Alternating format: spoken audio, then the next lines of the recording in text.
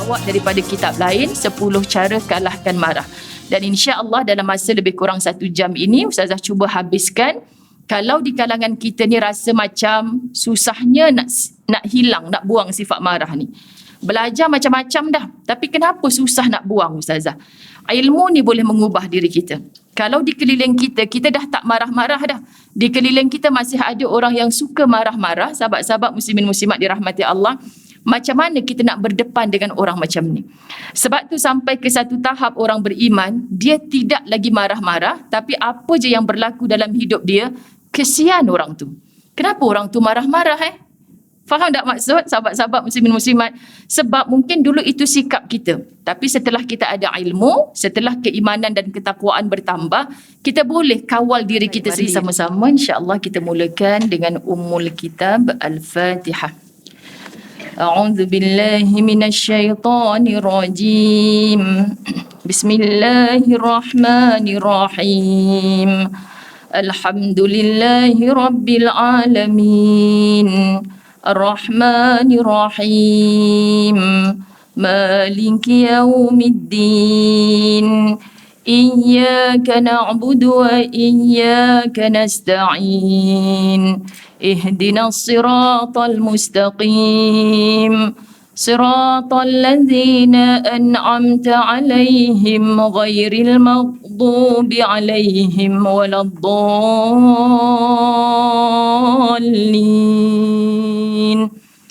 آمين.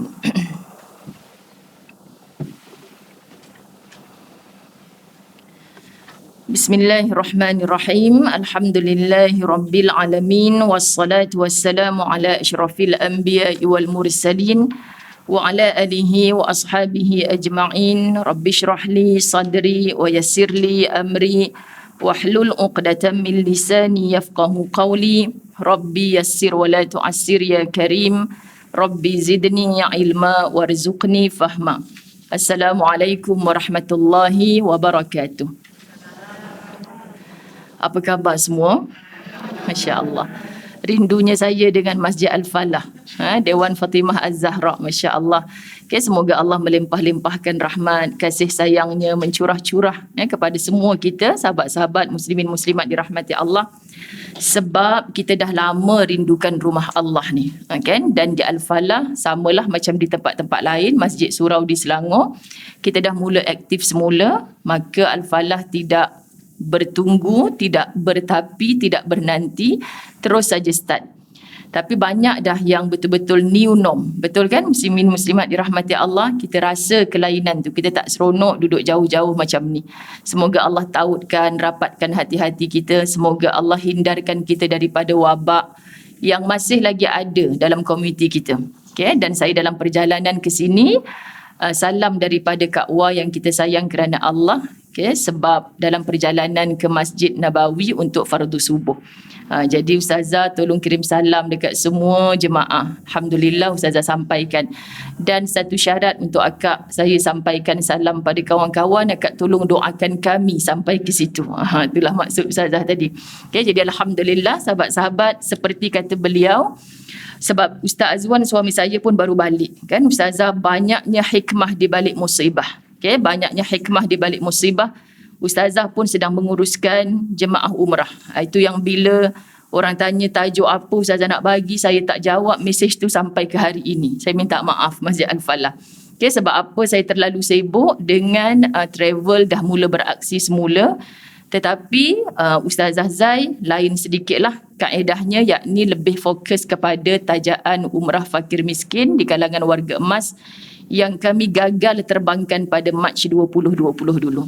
Jadi puaslah berdoa semoga pakcik-makcik ni tidak tertangguh lagi untuk tarikh 11 Disember ni. Keberkatan majlis ilmu ni semoga Allah kabulkan. Sebab mereka dah bayar, dah package apa semua, tiba-tiba nak terbang pandemik COVID pada Mac 2020. Okay, bayangkan kemarin kita dengar satu lagi viral daripada Saudi, tidak boleh lebih 50 tahun. Maka Ustazah Isfadiah pun tulis, kalau betul lah ini adalah tahun terakhir Kak Is boleh pergi Mekah. Muslimah Al-Falah jangan mengeluh dulu. Itu palsu. Sahabat-sahabat. Itu palsu. Okay? Jadi setakat inilah kepalsuannya. Sebab tu orang macam kami, ya Allah, rasa nak putus jantung bila dengar semua tu. Tapi semua kerjanya Allah kan. Rupa-rupanya benda macam tu kadang-kadang itu Bangladesh, bukan Malaysia. Jadi kita doa sajalah sahabat-sahabat muslimin muslimat dirahmati Allah. Sebab saya tak nampak diri saya nampak ibu-ibu, ayah-ayah yang mengharap Mac tahun lepas tu. Jadi hampir 20 orang terbang ke Baitullah FOC dengan RM1 sehari yang dulu saya pernah ceritakan. Semoga terkabullah hajat-hajat mereka insya-Allah. Okay, jadi saya nampak mereka itu. Saya tak nampak yang lain-lain. Kita pernah memijakkan kaki ke sana. Moga Allah jemput lagi dan lagi.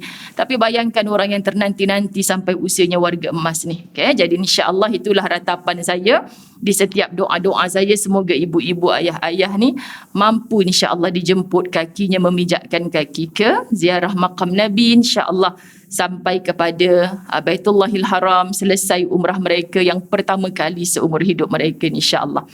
Baik, muslimin muslimat, okay, istimewanya yang menonton kita dalam talian, kita di Masjid Al-Falah dihadiri juga oleh beberapa orang muslimin. Jadi semoga inilah qawam, pemimpin-pemimpin yang menjadi contoh kepada orang lain untuk berada dalam majlis ilmu dalam keadaan istiqamah. Sebab kita nak mengubah diri ni tak ada cara lain kecuali dengan ilmu dan pimpinan hidayah daripada Allah Subhanahu Wa Taala. Sebab keimanan itu kita tak boleh beli kat mana-mana. Kita tak boleh dapat kat mana-mana, sahabat-sahabat muslimin muslimat. Jadi bila disebutkan tenang sangat Madinah sekarang, tenang sangat Mekah Al-Mukarramah. Suami saya balik, abang nampak dah beberapa kali kita sampai, walaupun susah semua orang, walaupun pokcik-pokcik dari kampung duduk dalam estate mana-mana pun kena ke Mekah sekarang dengan smartphone.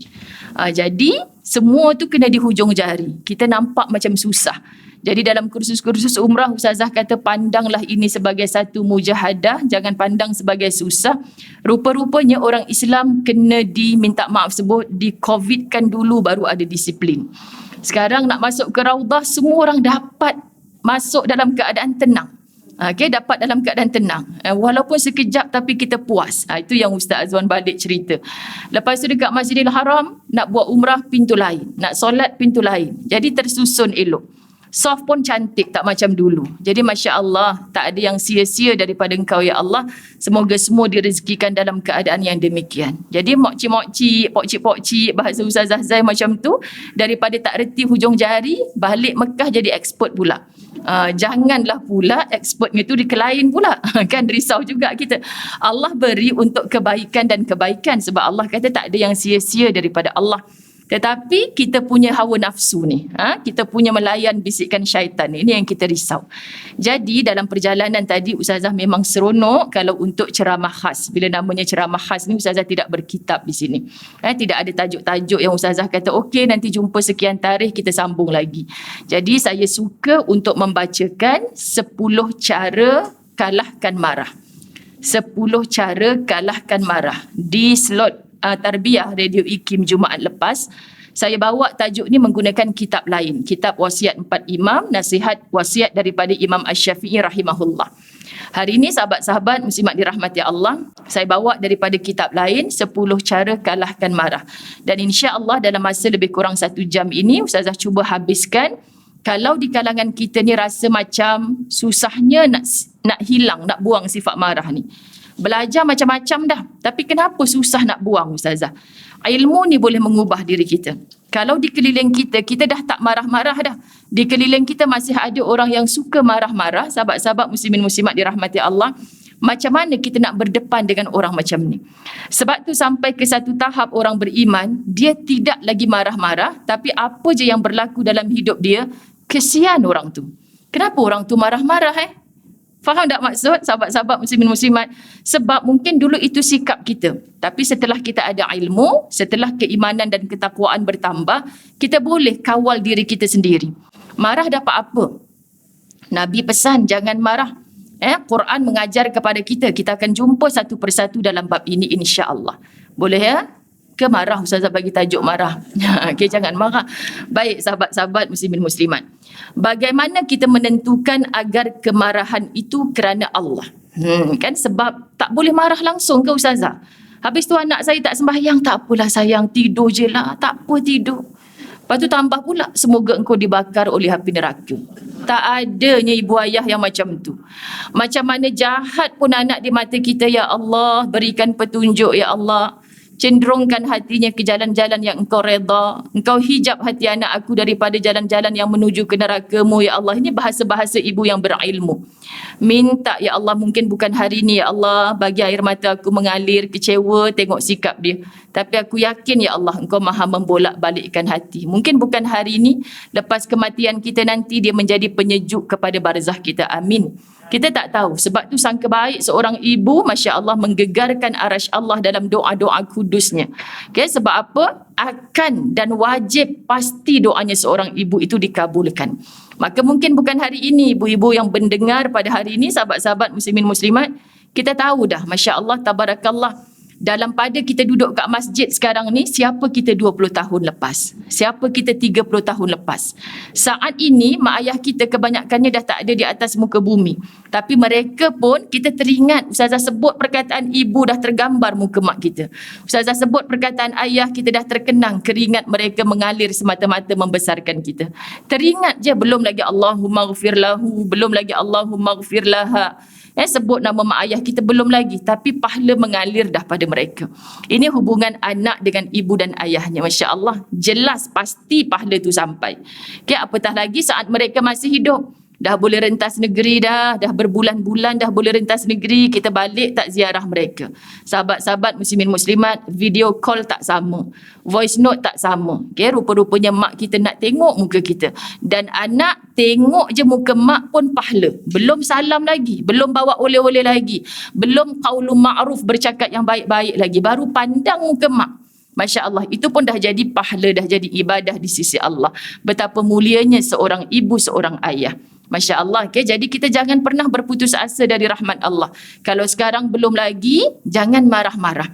Tapi saat perintahnya Allah dia tak tunaikan, jangan macam tadi. Tak apalah, letih tu bang, tak payah kejut. Malam tadi study sampai pukul 3 pagi tu, tak payah kejut subuh. Sahabat-sahabat, ini bukan sayang dunia akhirat. Tapi dia sayang di dunia saja. Di akhirat nanti dia tak sayang. Di dunia hanya bertemu sekejap cuma. Sebab itu yang kematian, asbab COVID, kita sedih. Tak boleh sentuh jenazah mak saya, ustazah COVID. Tak boleh hantar ke dalam liang lahat. Kuatkan hatimu. Dunia ni hanya sementara. Nanti dengan kerinduan, bersulam doa kita yang tanpa henti, Allah jumpakan kita dalam syurga dengannya tanpa ada pisah-pisahnya lagi. Ini doa kita bila kita dengar saudara kita kematian. Ustazah Zai sendiri di sebelah bapa saya, 16 orang mangsa COVID meninggal dunia. Masya Allah. Bukan adik-beradik, semoga Allah jauhkan. Tapi orang-orang ni lah yang bila raya datang rumah, sahabat-sahabat muslimin muslimat. Kan bapa saya sampai aku hidup dah 86 tahun. Takkan tak boleh ziarah si mati tu? Tak boleh pak, dia mati COVID.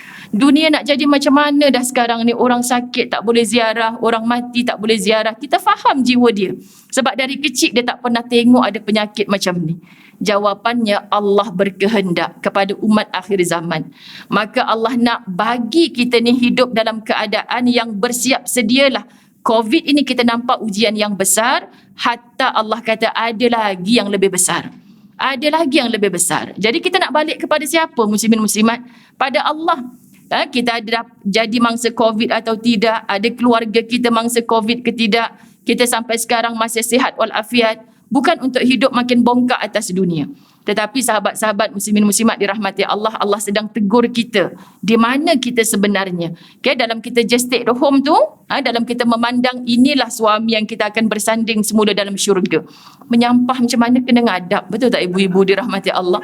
Sebab dah dipaksa duduk di rumah. Jadi Ustazah Zai terasa solehahnya lah aku dalam pandemik COVID ni. Sebab sahabat-sahabat muslimin muslimat dirahmati Allah, kita rasa solehah sungguh. Takkanlah kita kata tak payah masak lah bang. Ada alasan apa? Dulu mungkin keluar kerja, mungkin dulu ke sana sini. Sahabat-sahabat, ini Ustazah isteri saya lagi duduk rumah lagi malas masak. Pok ciknya ngadu dekat Ustazah tu. Habis tu buat apa kat rumah? Tak tahulah Ustazah, main WhatsApp je, dapur pun tak berasap. Masalah tu. Sebenarnya lagi duduk di rumah, lagi terasa solehah. Sahabat-sahabat, sebab tu bila sekarang ni kita dah boleh ke sana sini balik, jujur pada diri, kita rindu tak suasana duduk kat rumah saja tu. Belum lagi setahun tau kita boleh ke sana sini. Allah ustazah jam lah ustazah. Allah ustazah pergi masjid pun bukan ramai orang macam dulu. Baik kuliah online kat rumah.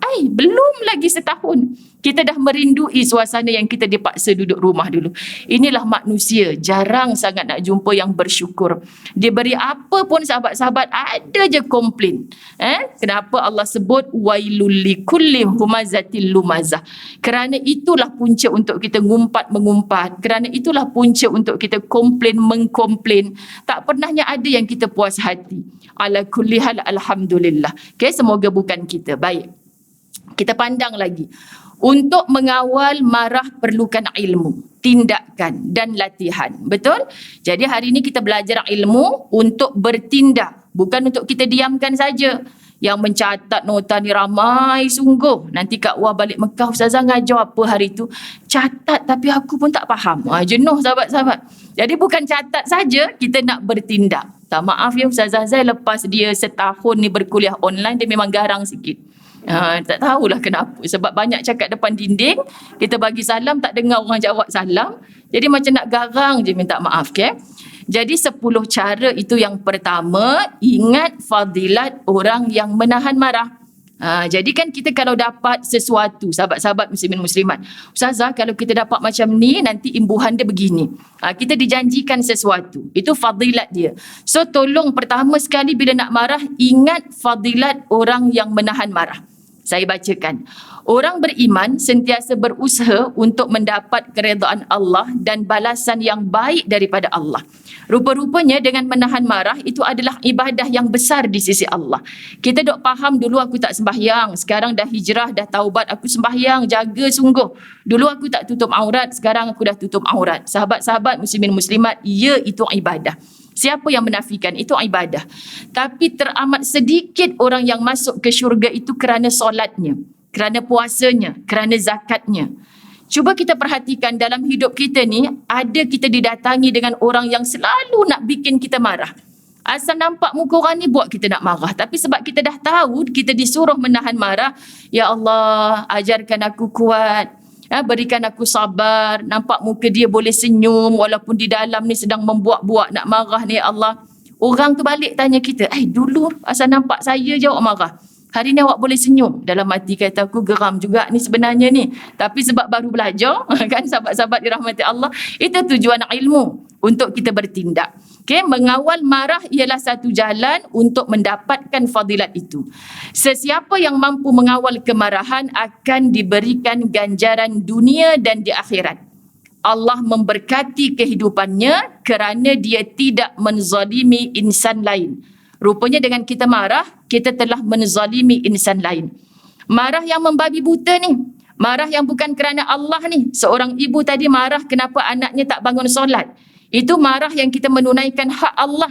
Sebab aqimus solah, perintah mendirikan solat tu bukan perintah ibu dan ayah. Perintah daripada Allah. Cakap terus terang dengan anak, sahabat-sahabat. Kalaulah solat tu perintah mak kesian kamu. Study semalam sampai pukul 3 pagi. Mak tahu kamu nak kejar 10A dalam SPM ni. Kalau perintah mak kata tak apalah, tahun ni tak payahlah solat. Tahun depan je dah solat bila dah dapat 10A. Betul tak muslimat dirahmati Allah? Tapi solat ni bukan perintah ibu sayang. Solat ni perintah Allah. Jadi tolonglah kita hidup kerana Allah. Kita nak mati nanti bertemu dengan Allah. 10A mana kalau A yang utama tu kita tak betul-betul tunduk. Jadi ibu dan ayah jangan pernah takut untuk marah anak kalau kita sedang menunaikan hak Allah.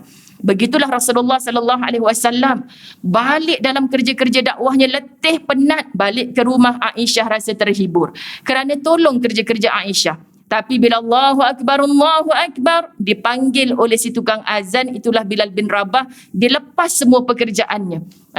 Aisyah kan isteri yang paling muda, kuat merajuk si Humairah itu. Okay? Tapi dia kata kenapa tinggal? Tadi ya nak tolong. Dia buat kerja separuh jalan je. Itu bahasa kita lah orang Subang. Kan? Sahabat-sahabat muslimin muslimat dirahmati Allah. Tapi bila Rasulullah pergi, apa fikiran Aisyah? Dia sedang menunaikan perintah Tuhannya. Sebab Rasulullah kata siapa pun, isteri penting, segala penting, anak penting. Tapi tidak ada yang lebih penting mengatasi panggilan Allah. So dia tinggal sekejap kerja-kerja yang kurang penting padanya untuk mendatangi perintah Allah. Terasa barakah kehidupan dia macam ni. Balik bertemu semula dengan isteri, balik menyantuni semula anak-anaknya di rumah. Kita jauh dengan Rasulullah. Dan kita tak mungkin jadi Rasulullah. Tapi akhlaknya Rasulullah, itulah dia qudwah hasanah yang kita nak contohi.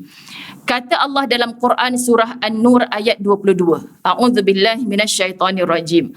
Wal ya'fu wal yasfahu ala tuhibbuna an yaghfirallahu lakum. Hendaklah mereka memaafkan. Wal ya'fu wal yasfahu. Memaafkan. Sahabat-sahabat Al-Falah yang cintakan ilmu. Tahu kan, hafalkan kita kalau dalam malam mencari malam Al-Qadr, apa yang asatizah kita suruh baca doa. Masya Allah, di sana ada kita menyeru nama Allah Al-Afu, Maha Pemaafnya Allah. Kalau kita study apa Maha Pemaafnya Allah ni, di sana ada Al-Ghaffar, Allah Maha Pengampun. Tapi apa specialnya Al-Afu? Al-afunya Allah, kita berdiri di hadapan Allah nanti, Allah takkan kata, ni kau boleh masuk syurga ni sebab amal kau banyak, kau mati husnul khatimah dulu. Tapi aku tak boleh lupa kau dulu masa sampai umur 30 tahun tak tutup aurat kan. Allah takkan ingat sikit pun. Allah delete, Allah hapus terus. Masya Allah, baiknya Allah. Kita hari ni, Ustazah, saya dah maaf, tapi saya tak boleh lupa apa dia buat kat saya. Betul tak? Kita hamba, sahabat-sahabat. Kita manusia. Kita masih bersikap macam tu. Allah yang kita sangat derhaka dengannya. Walaupun kita kata dosa kecil je kot Ustazah, takkanlah Allah pandang besar. Tak kira dosa besar atau kecil yang sedang kamu derhakai, itu adalah Allah. Kamu lawan perintah Allah. Tapi Allah tak pernah istilahnya ambil hati. Minta maaf sahabat-sahabat, guru-guru akidah kita mungkin menonton. Tak boleh kita guna Allah tu kecil hati sebab Allah bukan makhluk. Tetapi Ustazah nak beri faham. Kalau kita ada kecil hati, yang kita baru, kamu ni mak yang bagi makan. Kenapa buat mak macam ni? Kau tak sedar diri ke aku yang tolong kau masa kau susah dulu? Sahabat-sahabat, tapi Allah tak pernah macam tu. Kalau Allah boleh ungkit-ungkit dengan kita, hey, bernafas dah berapa dah? Tarik, lepas daripada subuh tadi. Rasa adalah 1000 kali, ya Allah, tunggu bil hujung bulan. Agak-agak berapa muslimat? Kita tak bayar, adakah Allah kata, lepas ni aku cekik kau? Tak ada sahabat-sahabat, sebab ajal belum sampai, kita takkan mati.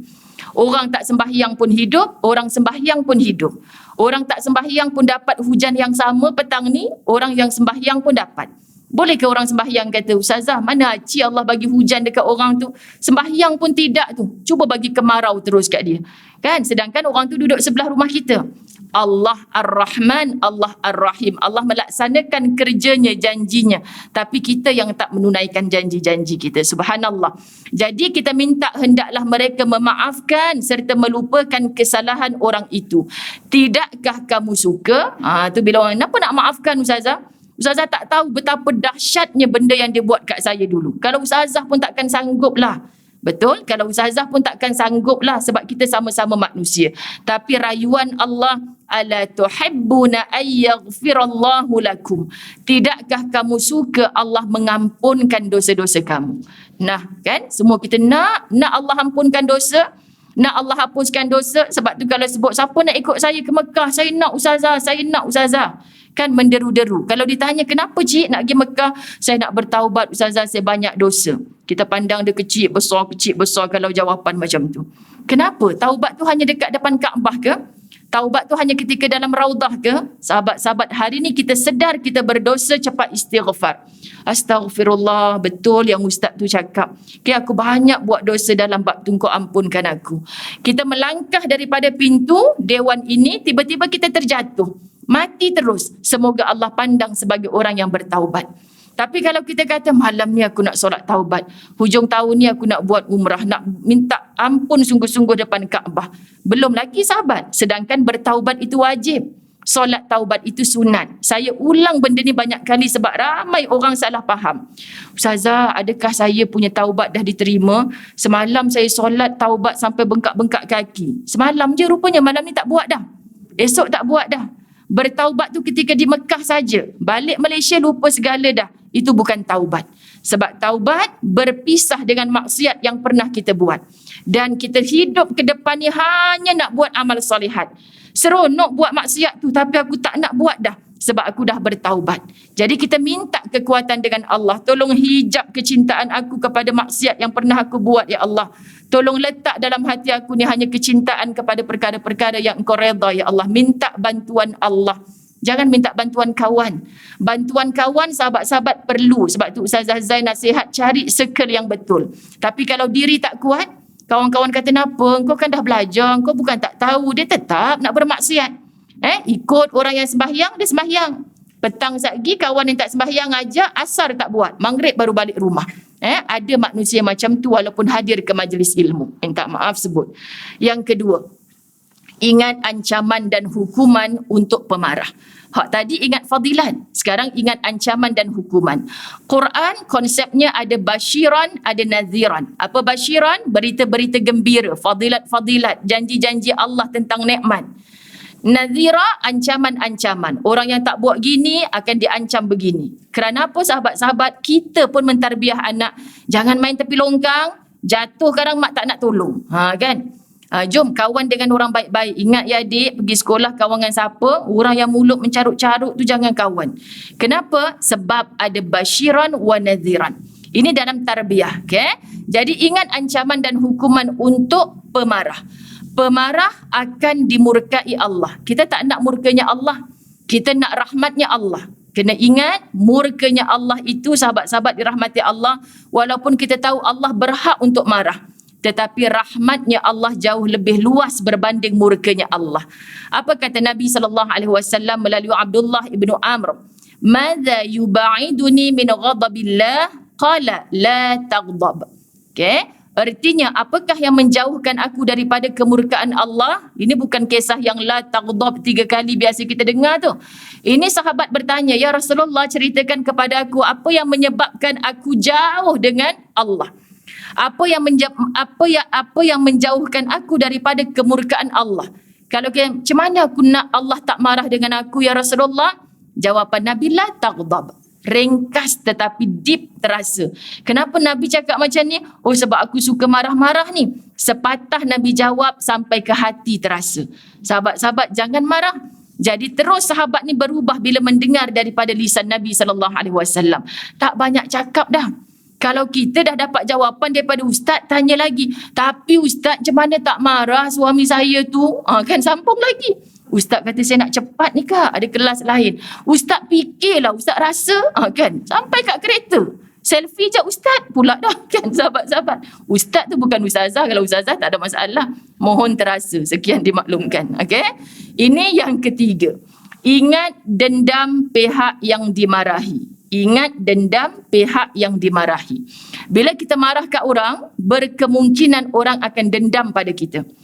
Ini baru murkanya orang kepada kita. Kita tahu kan dalam kehidupan, kalau orang dah dendam, kalau orang dah ada dengki, dah ada marah pada kita, belum lagi murkanya Allah yang mungkin tidak di dunia tapi di akhirat Allah akan tunjukkan. Setiap aksi mesti ada reaksi. Subhanallah. Setiap kemarahan yang dilampiaskan kepada seseorang akan menimbulkan kemarahan pihak yang kena marah. Faham ya ibu-ibu? Setiap kemarahan yang dilampiaskan kepada orang akan menyebabkan orang marah kepada kita. Maka akan muncul dendam yang terpendam, yang menanti masa dan kesempatan sahaja untuk diledakkan. Masya Allah. Keadaan ini sangat berbahaya.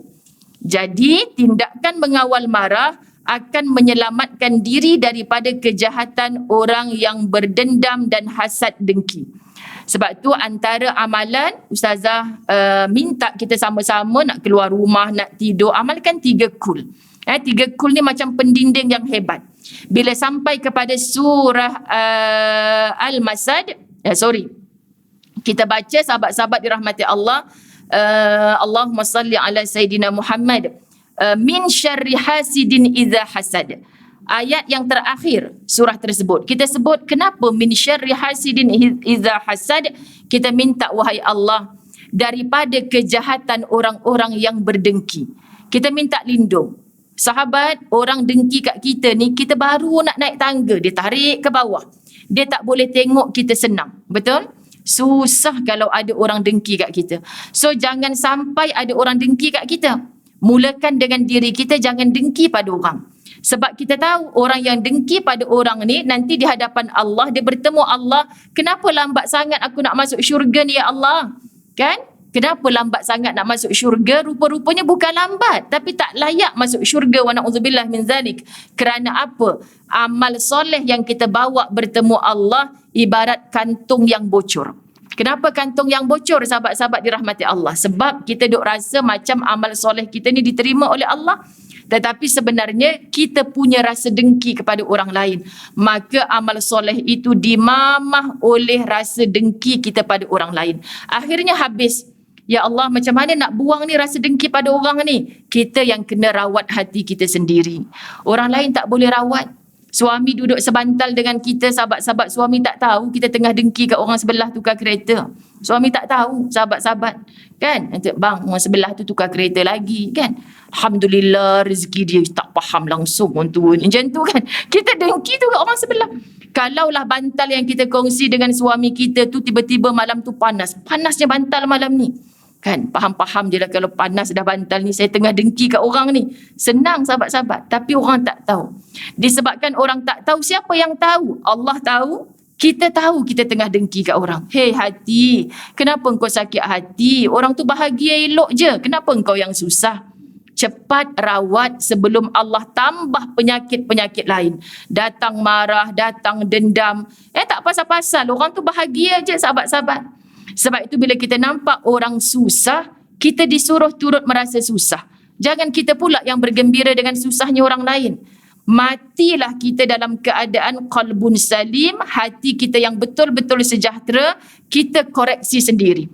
Kita muhasabah sendiri. Ya Allah, aku boleh mati macam mana kalau hati macam ni? Dengki kat orang, susah tengok orang senang, senang tengok orang susah. Please sahabat-sahabat muslimin muslimat, kita sama-sama rawat. Sebab tak ada orang lain yang tahu, kita yang tahu. Dalam kita beristighfar di malam hari, dulu kita tak pernah tahajud, sekarang kita istiqamah tahajud. Cuba ambil sekejap masa. Astaghfirullah Rabbal baraya, astaghfirullah minal khataya.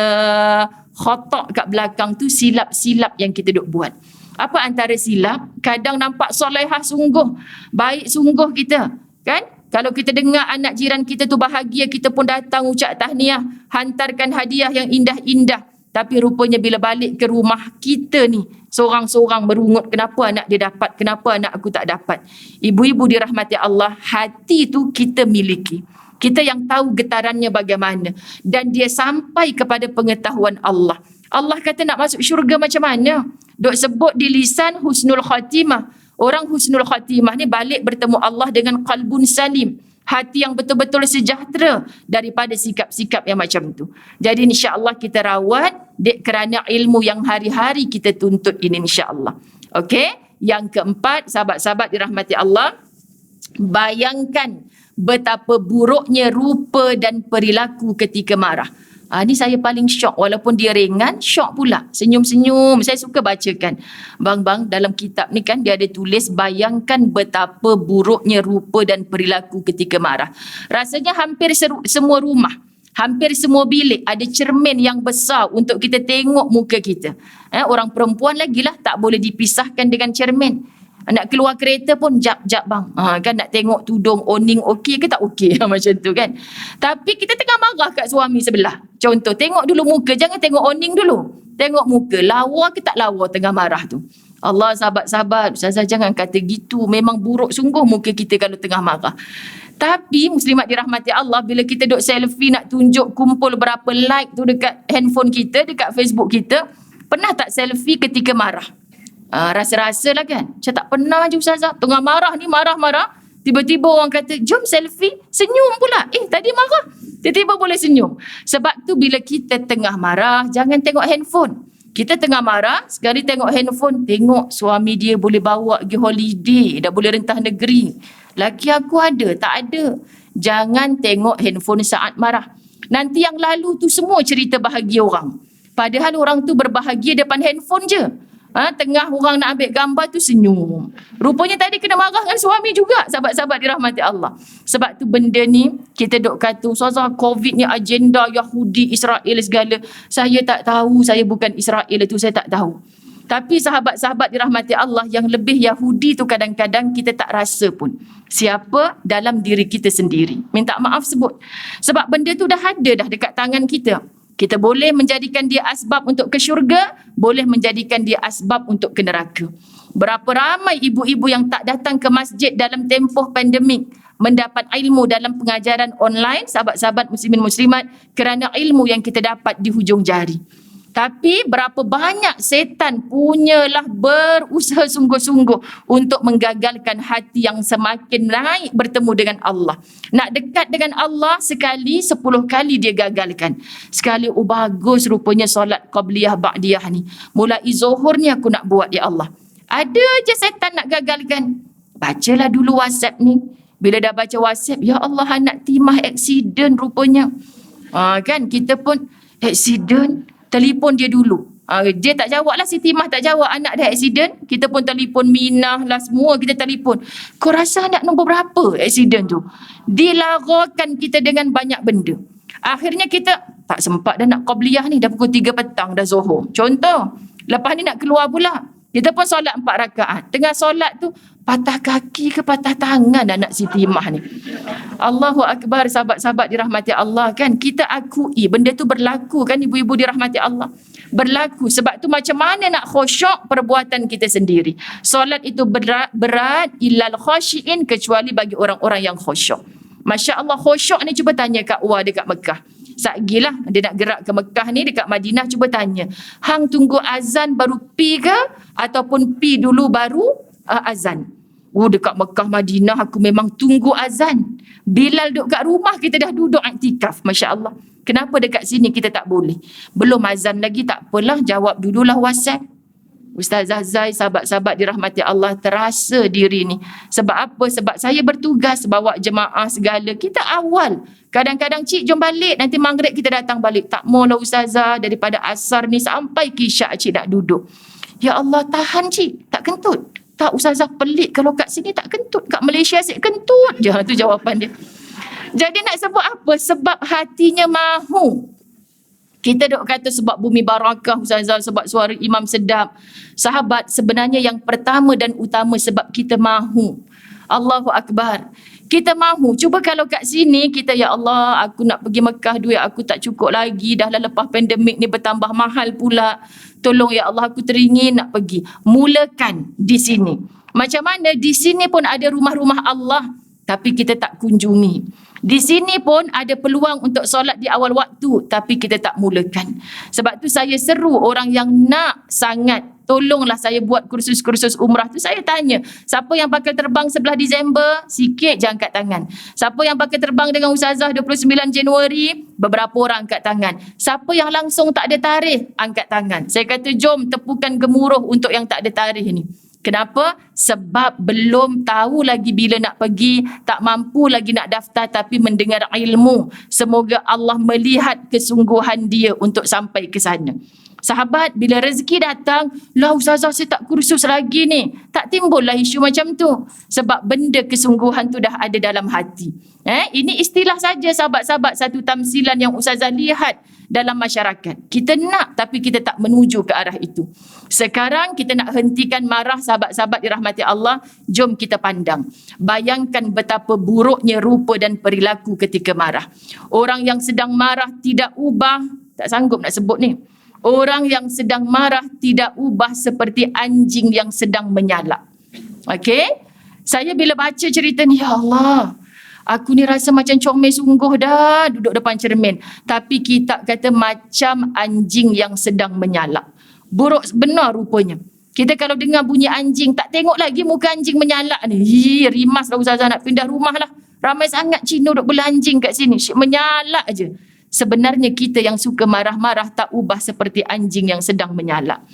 Allahu Akbar, sahabat-sahabat. Gigi dan bibirnya berketap.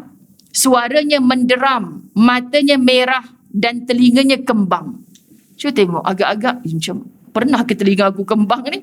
Sekejap kita tengok cermin, okey? Wajahnya sangat buruk. Jika orang yang marah dapat melihat wajahnya sendiri ketika marah, dia akan merasa malu. Faham? Sahabat-sahabat muslimin muslimat dirahmati Allah. Sebab apa kita macam tak tahu malu? Sebab kita tak pernah tengok muka kita kat cermin saat kita marah. Kita tengok muka kita kat cermin saat kita macam perasan dah pakai produk tu beribu-ribu habis. Hilang kan bang jeragat? Hilang kan? Suami tak jawab pun. Kita tengok rasa hilang sungguh dan masa tu kita tengok. Masa muka kita tengah marah, kita tak tengok kat cermin.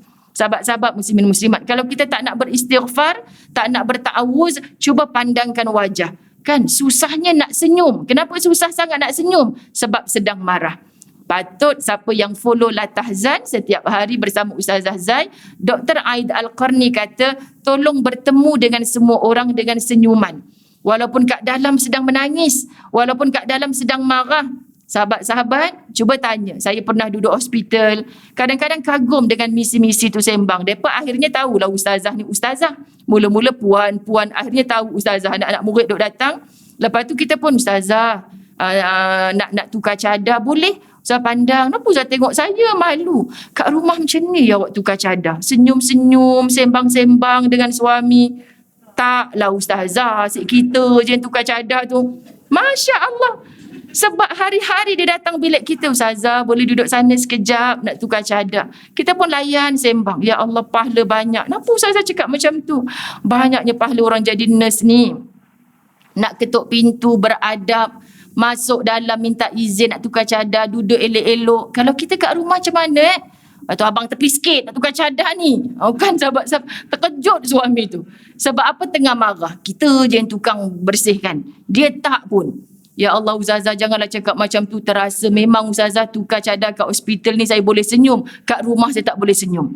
Kenapa sahabat-sahabat? Sebab kita nampak imbuhan di hujung bulan, akaun kita bertambah, ada duit di dalamnya. Tapi kita tak nampak kita bertahan ni. Tahan marah daripada perangai suami, anak-anak. Kan hari ni nak cakap kena sopan sikit sebab suami mendengar. Sahabat-sahabat, suami kata, saya tak Ustazah, saya yang tukang tukar cadar. Bukan isteri saya yang tukang tukar cadar. Contoh kan. Jadi maksud dengan nurse kita cakap macam tu. Ustazah mengajar setiap Jumaat. Kalau dulu sebelum pandemik, Jumaat 1 pejabat ni, Jumaat 2 pejabat ni. Pergi dekat bank, dia kata apa? Ustazah, yang tak boleh join kuliah ni kebiasaannya yang jaga front desk ni lah Ustazah.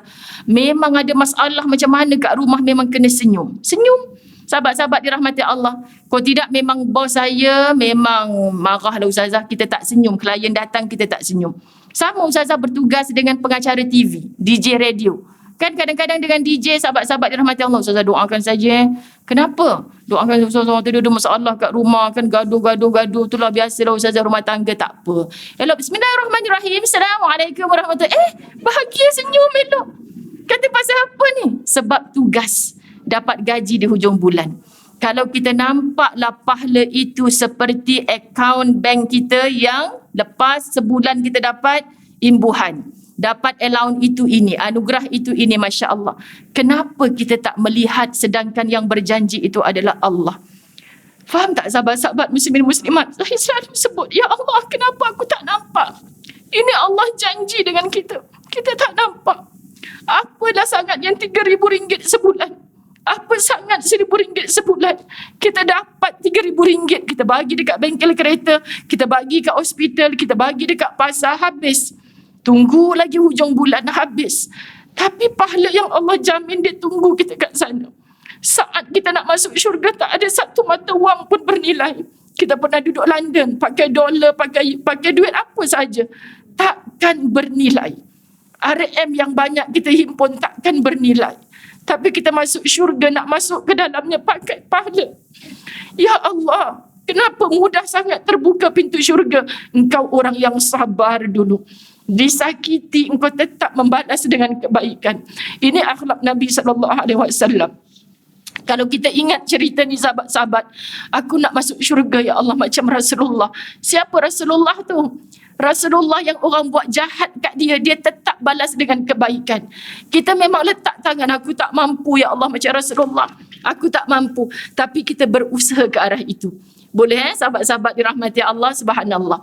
Kita nak sebut wajahnya sangat buruk jika orang yang marah dapat melihat wajahnya sendiri ketika marah. Patut orang melihat wajah Rasulullah seperti bulan purnama. Patut orang melihat wajah Rasulullah seperti cahaya matahari yang terang benderang. Patut Rasulullah tak pakai minyak wangi, sahabat duduk sebelah balik rumah masih terasa harumnya tubuh Rasulullah. Sebab apa? Sebab ikut apa yang Allah perintahkan pada dia. Maka sahabat-sahabat kita nak dapat khusyuk bukan sebab kita berada di Mekah Madinah. Kalau sifat ketika berada di tanah suci itu kita bawa balik ke sini. Ustazah Zai bercakap tentang dirinya sendiri. Okay, jadi apa yang Ustazah Zai rasa kita nak pindahkan. Ya Allah, kenapa aku rajin? Sebab aku dapat allowance ke hujung bulan. Aku tak tahu ke semua ni atas sabar aku, atas cakap baik aku ni, semua ada pahala di sisinya. Kenapa kita tak sanggup untuk bersabar kepada waktu itu, sahabat-sahabat? Okey, kita orang dewasa belaka yang mendengar ilmu ni, kita sedang menasihat diri kita sendiri. Yang kelima, ingat pembalasan di akhirat.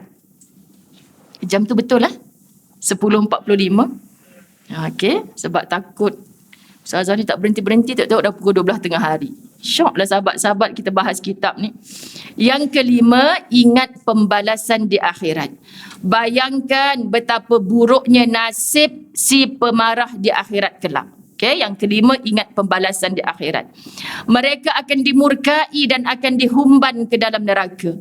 Rupa-rupanya pembalasan buruk kepada si pemarah di dunia hanya sedikit berbanding pembalasan yang lebih dahsyat di neraka. Ustazah, orang tu dah tak ada kawan dah. Semua orang tinggalkan dia.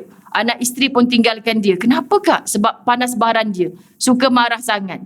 Apa sangat ditinggalkan anak isteri, ditinggalkan kawan-kawan. Sahabat-sahabat, di akhirat kelak lebih dahsyat.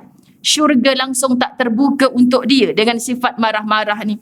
Tetapi dia lebih dekat untuk mendapat pembalasan dalam nerakanya Allah. Menyedari hakikat itu, orang yang bijak, saya ulang, orang yang bijak lebih rela menahan sifat marahnya di dunia daripada terpaksa menahan bakaran api neraka. Faham ya? Orang yang bijak. Sebab itu Nabi bila bercakap, siapakah orang yang bijak? Kalau ditanya siapakah orang yang muflis, logik akal kita kata yang muflis ni orang yang tak ada harta benda lah ya Rasulullah. Tidak, sahabat-sahabat dirahmati Allah. Banyak cara Rasulullah mengajarkan kita. Asatizah kita dah mengajarkan kita. Jadi bila kita nak sebut sahabat-sahabat dirahmati Allah, siapa orang yang bijak? Rupanya antara orang yang bijak ni adalah orang yang mampu mengawal marahnya. Kita jawab, jemaah Masjid Al-Falah, tolong jawab soalan saya. Siapa orang bijak kat sini? Oh tu Ustazah, dia dulu ada PhD. Balik daripada UK tu. Sekarang ni profesor dekat mana? Contoh, tu Ustazah anak dia tu dapat 10A SPM. Kita nampak itulah orang bijak. Orang bijak di sisi Allah yang mampu mengawal marah. So bila kita baca kitab bab ni, apa guna aku berpangkat tinggi, berkelulusan tinggi, tapi sikit-sikit nak marah? Ternyata dalam surat Tarbiyah, minggu lepas kot sahabat-sahabat dirahmati Allah, bab marah ni, Ustazah pun kata, apa punca marah? Rupanya lagi tinggi ego seseorang, lagi mudah untuk dia marah. Kenapa sahabat-sahabat? Kau siapa nak tegur aku? Kau tu staff je kot. Aku ni majikan. Sahabat-sahabat, kalau berlaku keadaan staff yang marah bos, dunia macam rasa pelik sungguh. Faham maksud? Tapi kalau bos marah kepada pekerja bawahan, ini biasa. Mak ayah marah kepada anak-anak biasa. Tapi syaratnya marah yang Allah suruh marah. Kalau marah benda tak tentu pasal, elok-elok je anak. Kenapa tengah solat ni, mak tak suka orang solat? Anak pun pelik. Betul ke tidak mak aku ni? Kan sahabat-sahabat? Kalau marah ada sebab, sahabat-sahabat, ini yang diizinkan oleh Allah. Tapi marah kita marah yang tak tentu pasal. Sikit-sikit marah. Kerana apa? Kerana egonya yang tinggi. Rendahkan keegoan, maka akan rendahlah ketinggian sifat marah kita. Yang keenam, ucapkan ta'awuz. Masya Allah, ini kita nak baca satu hadis Nabi SAW. Sulaiman bin Shurad menceritakan, Allahumma salli ala Sayyidina Muhammad. Dua orang saling mencaci semasa kami duduk bersama-sama Nabi SAW. Salah seorangnya menghina sahabatnya dalam keadaan marah dan merah mukanya. Kemudian Nabi bersabda, sesungguhnya aku mengetahui suatu ucapan. Kalimahnya Nabi, inni la a'lamu kalimatan law qalaha la dhahaba anhu ma yajidu. Law qala a'udzu billahi minasyaitonir rajim. Masya-Allah, apa kata Nabi SAW? Sesungguhnya aku mengetahui suatu ucapan, seandainya dia mengucapkannya, pastilah hilang marah itu daripadanya. Seandainya dia mengucapkannya, pastilah hilang marah itu daripadanya. Apakah ucapan itu? Ta'awuz. Apa ta'awuz ni? Lafaz yang kita biasa sebut. A'udzubillahi minasyaitonirrajim. Kadang-kadang ta'awuz, ustazah tak pula sekolah agama, saya tak tahu ta'awuz tu apa. Ya Allah kak, ta'awuz tu a'udzubillahi. Ya Allah, senang je rupanya ustazah. Tak tahu nama. Macam itulah, dah berjiran 30 tahun, sahabat-sahabat tahu dia suka makan kari, cicah dengan roti jala, tahu semua. Siapa nama jiran kita tu? Yang entahlah bang. Tak tahu selama ni kak. Itu bukan jiran yang baik. Masya Allah, tabarakallah. Jadi kita kena, ya Allah baru tahu bang selama ni. Ingatkan nama dia Siti, rupanya Siti tu nama kampung je. Dekat IC bukan nama macam tu. Sahabat-sahabat dirahmati Allah. Kita kena, ya Allah ustazah, a'udzubillahi minasyaitonirrajim. Macam bila saya kata tolong, bila kita merasa lemah, bacalah hauqalah. Tuliskan main lagi. Lepas tu Kak Wah balik Mekah, kata, hauqalah ni apa? Contoh kan. Taklah, aku tulis je apa ustazah cakap. Aku pun tak tahu. Rupa-rupanya kita biasa sebut benda tu. La hawla wa la quwwata illa billahil aliyil azim. Macam pernah dengar je ustazah. Memanglah acik duk sebut 1000 kali kan sehari. Memang tahu tapi tak tahu namanya. Allahu Rabbi, sahabat-sahabat. Jadi kita kena mengaji lagi. Penting sangat kita tahu nama, menunjukkan kebijaksanaan kita dalam amal, menambahkan keyakinan kita dalam amal. Tidak mudah untuk diperkotak-katikkan. Tak jadi kita macam lalang, condong kanan bila ditiup ke kanan, condong kiri bila ditiup ke kiri. Lagi-lagi belajar bab fiqh, luas perbahasannya. Tapi ustazah, ustaz tu kata kalau solat duduk tak boleh macam tu. Sujud betul-betul kena kat lantai juga. Sebab saya tak boleh lipat kaki je. Sujud kena atas lantai. Lepas tu acik sekarang solat. Bulan pertama saya duduk atas kerusi, saya solat macam ni. Bulan kedua saya solat macam ni. Bulan ketiga dengar lagi YouTube, solat macam ni. Peninglah saya, lalas saya tak solat. Demam sahabat-sahabat. Sebab perbahasan tu luas. Raikan seluruh pendapat. Yang nak buat keputusan tu setelah kita belajar, kita ustaz cakap macam ni, ustaz tak tahu. Saya ni ustazah bukan masalah kaki, masalah pinggang. Berdiri lama, masalah tu acik yang tahu. Saya nak cakap macam mana, kalau nak ikutkan memang kena solat cara A. Tapi sakit macam mana tu acik yang rasa. Betul lah ustazah, acik yang rasa solat macam mana. Acik jenis macam mana, kenapa ustaz tu marah solat macam ni. Saya pernah ikut ustaz tu berjalan.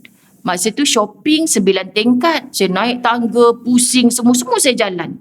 Lepas tu ustaz tu nampak saya solat atas kerusi. Lepas tu ustaz tu marah. Memang ustaz tu marah lah kak. Shopping 9 tingkat boleh naik. Tiba-tiba sahabat-sahabat dirahmati Allah solat duduk. Memang ustaz tu marah. Tapi ustaz tu tak faham. Saya berjalan boleh ustazah. Tapi nak lipat kaki tu tak boleh. Cerita tak dekat ustaz tu. Tak, ustaz tu garang sangat. Kita je lah yang buat keputusan. Syaratnya bukan ikut nafsu. Kita belajar. Jadi jangan mengaji hanya melalui YouTube. Sekian dimaklumkan. Kan sebab semua ceramah ustaz-ustazah ni ada yang dipotong-potong. Sahabat-sahabat kita kadang-kadang minta izin. Ustazah boleh tak yang ni? Silakan ji kalau ia bermanfaat untuk ummah. Tapi jangan itu saja. Rujuk lagi, mana koleksi penuh dia ni? Oh tadi ustaz cerita macam ni. Kita ambil yang senang je. Yang senang. Sahabat-sahabat, tidak ada jalan shortcut menuju syurga. Tolong faham ya. Kita cari YouTube, hukum solat duduk. Ada 10 video. Kita ambil 0.03 saat. Yang itu, yang 3 minit tak nak. Yang 3 jam lagi tak nak. Kita ambil yang paling ringkas, lepas itu yang kita berpegang. Senangnya kita nak belajar.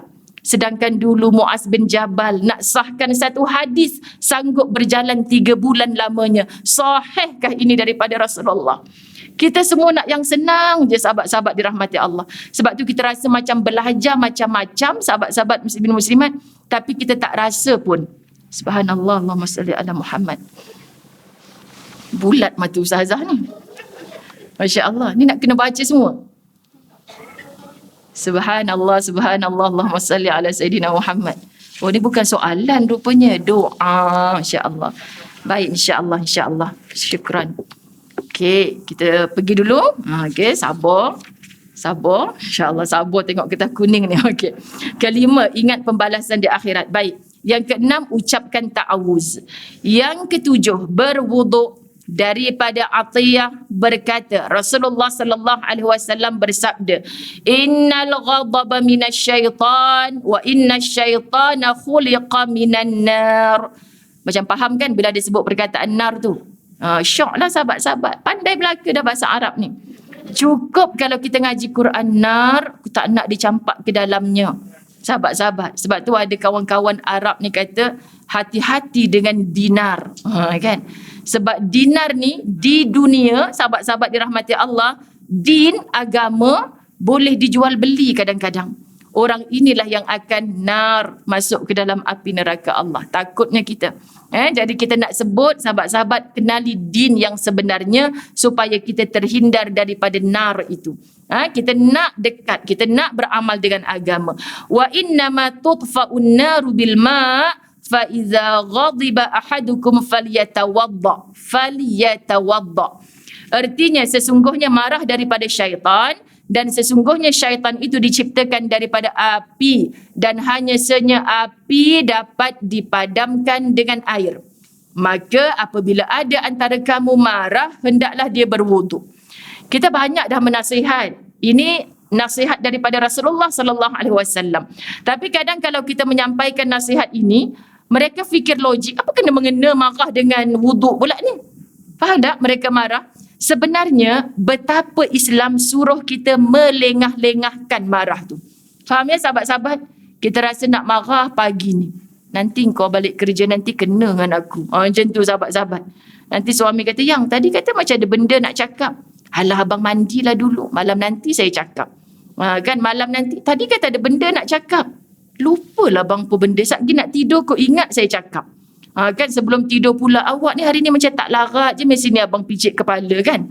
Dah picit kepala pula, aku nak marah tak jadilah. Sambil picit kepala, suami kata, macam ada benda tadi nak cakap kat abang. Tak jadi abang, lupakan je lah. Hati kata, ya Allah syukur terhindar aku dari marah. Lengah-lengahkan. So nak jadi lengah tu ibadah, alang-alang kita nak melengahkan berwuduk. Kalau sedang waktu berwuduk itu mungkin nak marah tu waktu duha. Berwuduk buatlah 2 rakaat. Berwuduk bacalah Quran. Berwuduk duduklah dalam zikrullah. Maka sahabat-sahabat, daripada mulut kita digunakan untuk marah-marah, kita kembalikan kepada Allah. Dengan tindakan. Bukan kita nak bagi tahu orang, kau kalau marah je kau berwuduk lah. Kawan tu lost. Kenapa? Apa kena mengenanya? Sebab wuduk tu air. Air ni menyiram api. Orang yang marah-marah ni, sahabat-sahabat muslimin muslimat dirahmati Allah, daripada bakaran api neraka. Ini yang kita tak mahu, okey? Yang ke-8, ubah posisi fizikal. Apabila rasa marah, ubahlah kedudukan kita daripada berdiri kepada duduk. Ini pun dia pemarah. Kita belum habis cakap lagi dia marah.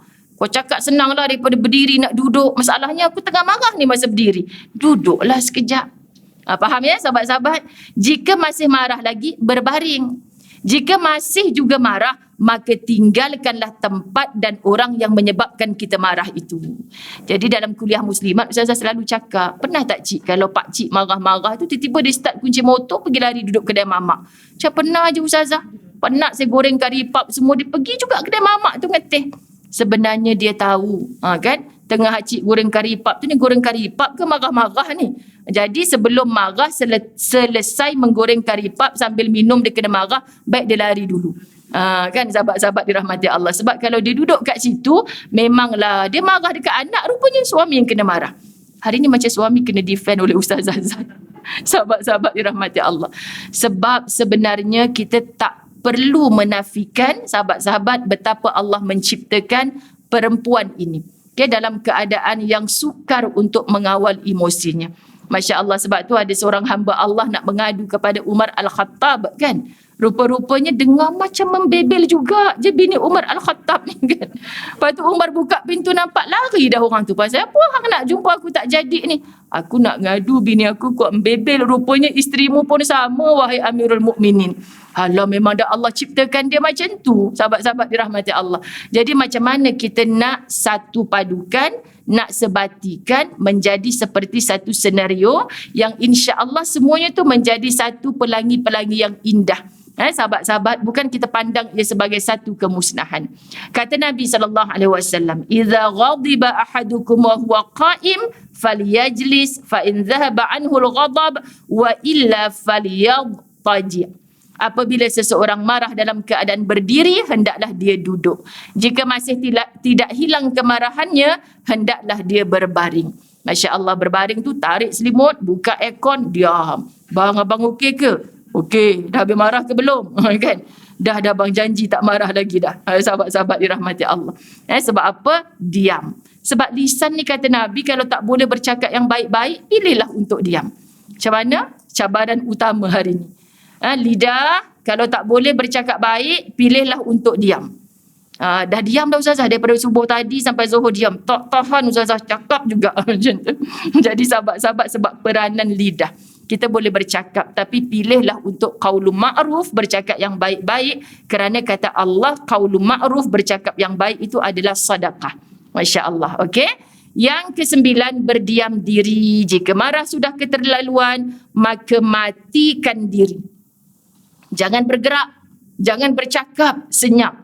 Saya tergelak juga ni, jangan bergerak, kan? Jangan bercakap, senyap. Maksudnya nak meraihkan hadis Nabi SAW daripada Ibnu Abbas, wa idza ghadiba ahadukum falyaskut. Apabila seseorang daripada kamu marah, hendaklah dia diam. Berapa ramai ya cik-cik yang ngadu kat Ustazah. Saya Ustazah alhamdulillah wedding anniversary ke-40 dah. Uci, apa rahsia bahagia? Tengah marah tu senyap je lah Ustazah, walaupun kat dalam ni macam air mendidih. Senyap je. Tapi setelah saya datang majlis ilmu di Al-Falah, dulu tak Ustazah, saya serang je, tak peduli dah saya.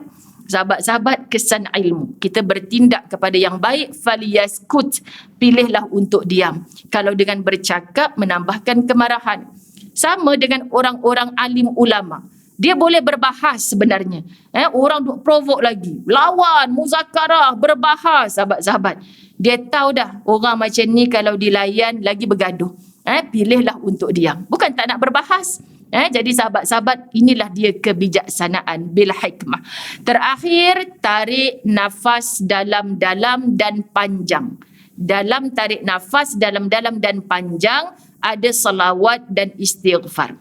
Apabila rasa marah mula terasa sukar dikawal, tarik nafas panjang-panjang, dalam-dalam dan lepaskan. Berselawat dan beristighfarlah berulang kali. InsyaAllah kemarahan akan beransur reda dan rasionalan akan kembali. Rasional lah yang datang. Maka dengan berhenti sebentar, darah kemarahan akan menurun. Berhenti sebentar, darah kemarahan akan menurun. Di sana sahabat-sahabat, kita tutup dengan cerita daripada Saidina Ali. Satu kata-kata, marah yang dibenarkan itu adalah marah kerana Allah. Marah kerana Allah ialah kemarahan disebabkan hak Allah dan Rasulnya dilanggar. Sebab itu Nabi SAW selembut-lembut manusia dalam akhlak. Tetapi sirah juga menceritakan Nabi pernah mengangkat senjata. Kerana apa Nabi bertegas? Bukan kerana hak peribadinya, tetapi bila hak Allah, hak agamanya dicabuli. Itu buat Nabi marah. Okey? Jadi ibu ayah, kalau kita marah disebabkan perkara yang Allah perintahkan, maka marahlah kita dalam keadaan yang sampai ke tahap anak itu, suami itu, orang itu, sahabat-sahabat dirahmati Allah, boleh tunduk patuh kepada Allah. Tak apa kalau orang tak tunduk patuh kepada kita, tapi jangan tak tunduk patuh kepada Allah. Ustazah Zai selalu sebut pada dirinya, tak heranlah orang nak ikut awak ke tidak, tapi kempen dakwah sungguh-sungguh supaya orang ikut Allah. Sebab bila orang ikut Allah, sahabat-sahabat dirahmati Allah, insya-Allah Allah yang akan mengawal hatinya untuk tunduk kepada seluruh makhluk Allah. Maksud makhluk Allah akan mudah untuk ikut dia. Kerana apa? Kerana hatinya yang tunduk patuh kepada Allah. Jadi matlamat kita bukan untuk tunduk kepada mana-mana makhluk, tapi matlamat kita adalah untuk makin tunduk kepada Al-Khaliq, itulah Allah. Okay, semoga semua yang direzekikan oleh Allah bersama-sama dalam majlis ilmu pada pagi ini, Allah beri kita kekuatan. Dan kuat itu bukan orang yang menang gusti, menang wrestling, kata Nabi SAW, tapi adalah orang yang mampu mengawal marahnya. Semoga itulah kita. Okay, ampun maaf, zahir batin. Jom kita tutup majlis ilmu kita insya-Allah dengan doa-doa yang berikut kita raikan juga ya, sahabat-sahabat muslimin muslimat. Beria Ustaz tengok belakang, takut doa juga belakang ni. Rupanya lain. Okey. Pertama insya-Allah, Waalaikumsalam warahmatullahi. Dia bagi salam awal-awal ni. Mohon doakan hajat rakan jemaah ini. Hajat-hajatnya, masya-Allah. Doa untuk kesejahteraan ahli keluarga supaya mendapat, sebenarnya kan sahabat-sahabat, hari ni kita didatangi kertas kuning ini, cantik pula ditampal-tampal macam ni, kita sedang mendoakan diri kita sendiri juga. Jangan marah, baru habis belajar. Panjangnya doa, jangan marah. Sabar dulu sahabat-sahabat, sebab kita doakan saudara kita, siapa yang mengaminkan? Malaikat Allah. Amin. Doa itu untukmu jua. Jadi kita serulah nama-nama orang-orang yang kita sayang bersama-sama. Ahli keluarganya supaya mendapat keberkatan, keredaan Allah, kasih sayang Allah. Jika ada yang sakit, angkatlah sakitnya dan permudahkanlah urusan mereka. Amin. Doa untuk Aminah binti Marzaman, sakit pinggang sampai ke kaki, sakit perut. Minta supaya pulih seperti sedia kala untuk beribadah. Amin, amin. Bagus. Siapa yang sakit, berawat ikhtiar macam mana pun, minta sihat aku ni untuk makin beribadah kepadamu, ya Allah. Amin. Doa untuk kedua mertua, Nur Aini Haji Saleh Muhammad Arsyad bin Yusuf. Semoga Allah sihatkan mereka dan boleh membuat ibadah. Masya Allah. Dan anaknya arwah Amru Hisham. Amin. Masya Allah. Doa untuk Abu Yazid bin Khalil. Semoga Allah permudahkan dia di alam barzakh dan hapuskan segala dosa dengannya. Amin. Masya Allah. Doa untuk Amru Hisham bin Muhammad Arsyad. Semoga Allah permudahkan di alam barzakh dan hapuskan segala dosa dengannya. Amin. Kita mendoakan yang di alam barzakh, kita pasti menuju ke barzakh. Semoga ada doa-doa ikhlas untuk kita nanti. Amin. Doa untuk Rahmah binti Husin Khan. Semoga Allah lapangkan kuburnya seperti di taman syurga. Permudahkan urusannya di alam barzakh. Amin. Doa untuk almarhum Amru Hisham bin Muhammad Arsyad. Semoga Allah lapangkan kuburnya seperti di taman syurga. Permudahkan urusannya di alam barzakh. Ini doa untuk arwah. Doa mudahkan urusan untuk Amaliza binti Abu Yazid. Semoga Allah sihatkan dia dan permudahkan dia untuk membuat ibadah. Doa untuk Aminah binti Marzaman. Semoga Allah sihatkan dia dan boleh membuat ibadah. Doa untuk Amaliza binti Abu Yazid, dipermudahkan urusan membeli mesin sengkuang dan dapat bantuan zakat untuk pembayaran mesinnya. Okey, faham.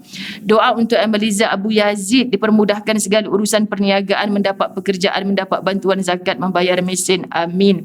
Doa untuk peperiksaan Nur Amira Sofia binti Amru Hisham. Semoga Allah melancarkan segala urusan peperiksaan dan taat pada Allah Ta'ala. Amin. Doa untuk Nur Amira Sofia binti Amru Hisham, dipermudahkan peperiksaan yang akan datang, berjaya dunia akhirat. Doa ampunan Zaliha binti Paminin, hapuskan segala dosa dengannya dan berbaktilah kehidupannya. Saya hadiahkan kepada orang-orang yang telah saya melakukan dosa yang lepas. Amin. Masya Allah, sahabat-sahabat dirahmati Allah. Semoga pertemuan kita pada hari ini yang bersama juga dengan keraian para malaikat Allah membawa, mengangkat doa kita yang baik-baik. Selagi mana kita berada di tempat yang baik, bercita-cita untuk mati dalam keadaan baik, dihimpunkan di tempat yang paling baik, maka pasti hati kita akan terdetik kepada hal-hal yang baik.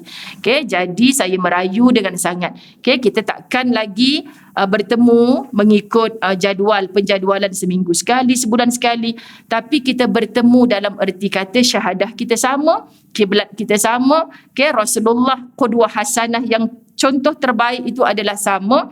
Sebab itu maksud saya, kita berwarna yang berbeza-beza, kita berfikiran yang berbeza-beza, termasuk kawan-kawan kita yang nak datang ke masjid tapi berhalangan kerana SOP-SOP yang terkini. Saya dengan isi hati, saya sangat merindui mereka. Kembalilah ke masjid.